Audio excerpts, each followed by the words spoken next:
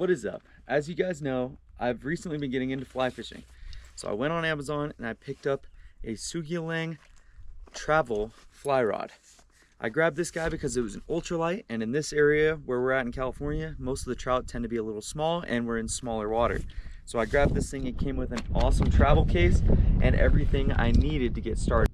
All right, so here's everything it came with. We got a reel, a box that has 12 flies in it, if I can open it.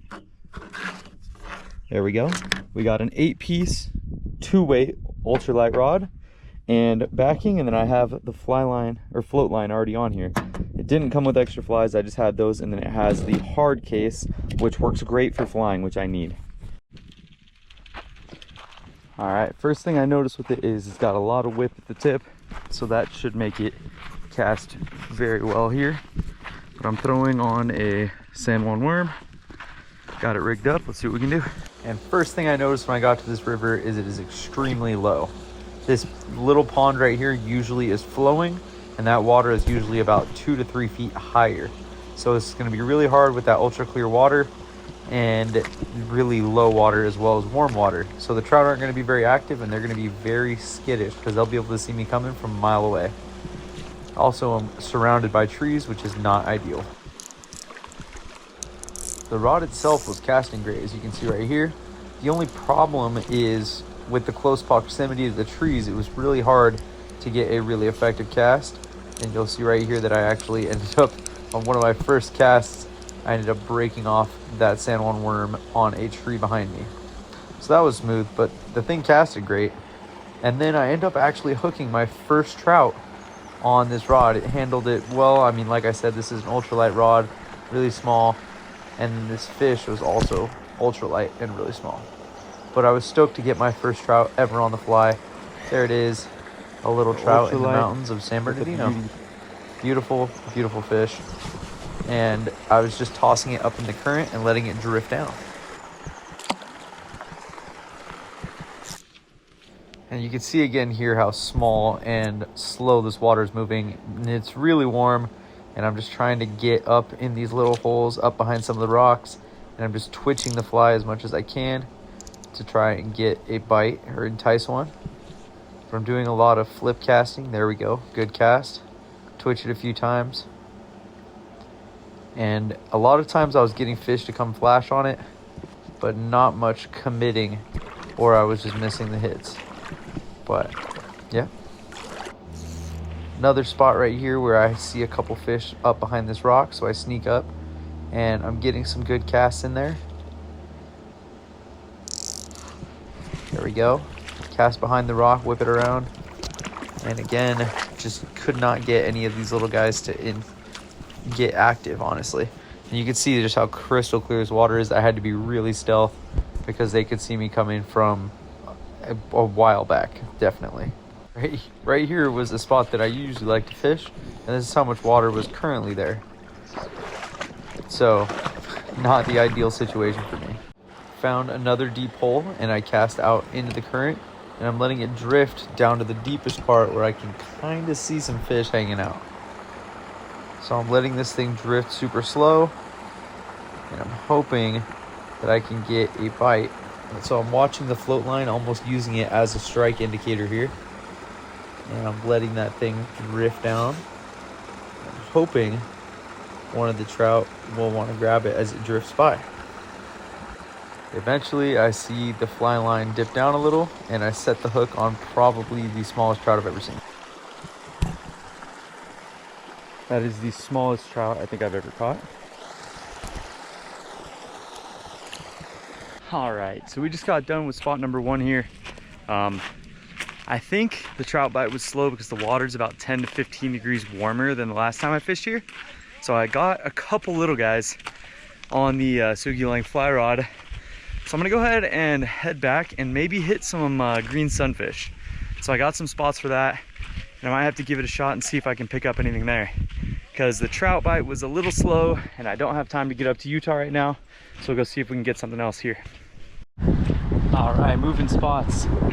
So when I looked up 2-weight fly rods, it said small trout and panfish. So I think here I'm gonna try and get some green sunfish on it because it should be able to put up a little fight. Water's warm here, but they're okay with that, so we'll see what we can find.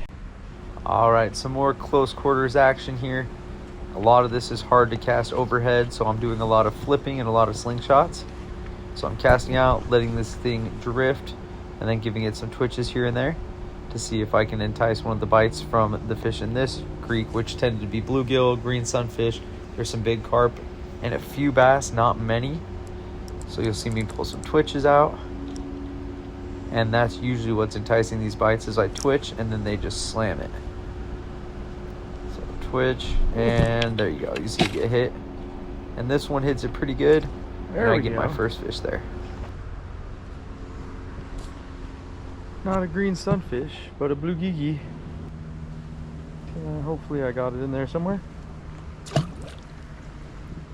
Right here, I'm busting out the old slingshot cast to launch this thing up against the grass in the shade there. And we'll see if we can entice a bite. And it was the first switch I get into a little better fish here. And this guy kind of worked me on this ultralight. Took me into the weeds, up into the grass. And he actually hung me up on some garbage because I'm fishing pretty much a homeless canal. Oh, he's still there.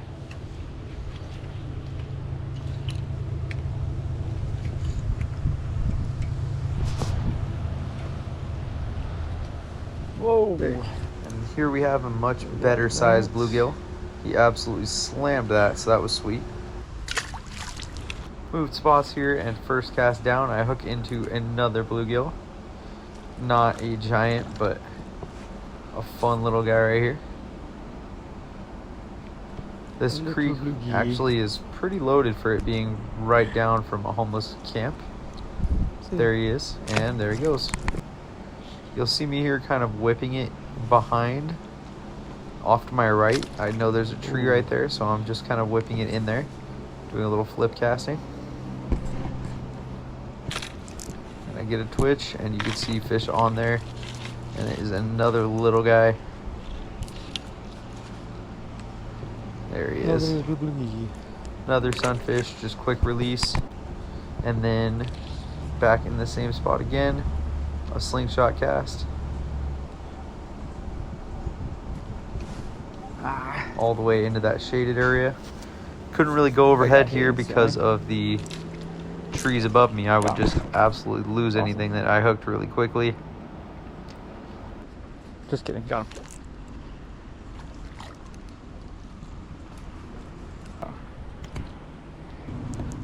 There you go.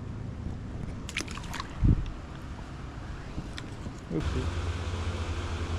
Finally found a spot with some current. So I'm working this fly, dropping it into the current, and then just slow drifting it.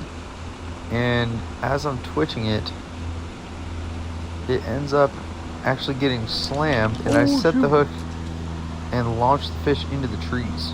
Oh, almost launched that guy into the trees. Because this thing was way too small. Holy cow. Hi. Found another spot with current uphill, so I'm taking some longer casts here, putting this thing back into the current and letting it drift. I saw some giant wakes up in here, I'm guessing from carp, so I'm just targeting those, trying to get in the current and hope that I can entice a bite and really put this thing through some torture, because I'd probably end up losing it. But as I'm casting here, I end up sticking that thing straight in the trees, and I actually end up breaking off one of my favorite flies, which is my sign to go home.